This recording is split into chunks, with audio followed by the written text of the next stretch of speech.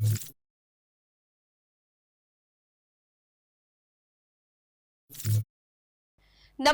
હું છું પ્રિયા અને તમે જોઈ રહ્યા છો જનતા કી જાણકારી ન્યૂઝ।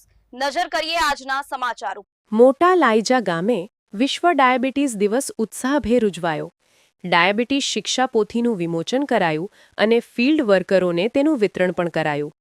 માંડવીની અંધ અપંગ માનવ કલ્યાણ સોસાયટીના ઉપક્રમે GHCL એટલે કે Gujarat heavy chemical private limited help age ઇન્ડિયાના સહયોગથી માંડવી તાલુકાના મોટા લાઈજા ગામે VTC એટલે કે વોકેશનલ ટ્રેનિંગ સેન્ટર ખાતે આજે 14મી નવેમ્બરને શુક્રવારના રોજ વિશ્વ ડાયાબિટીસ દિવસ ઉત્સાહભેર ઉજવાયો।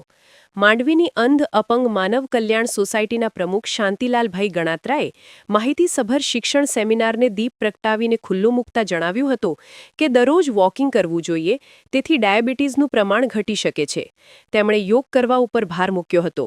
માંડવી MHU SPO જયશ્રીબેન બલિયાએ સ્વાગત પ્રવચનમાં સૌને આવકારી સંસ્થાની પ્રવૃત્તિ વિશે વિગતે માહિતી આપી હતી।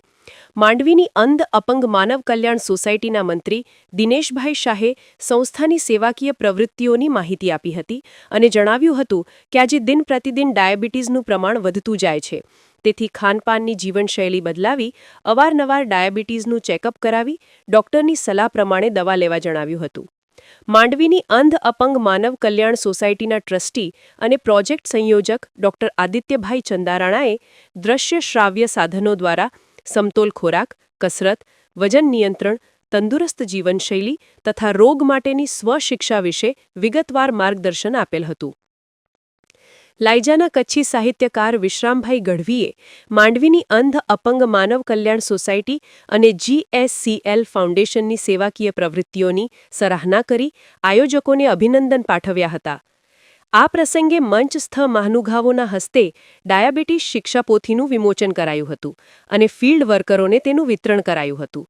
સમગ્ર કાર્યક્રમનું સંચાલન જયશ્રીબેન બલિયાએ કરેલ હતું, જ્યારે નિશાંતભાઈ જોશીએ આભાર દર્શન કરેલ હતું।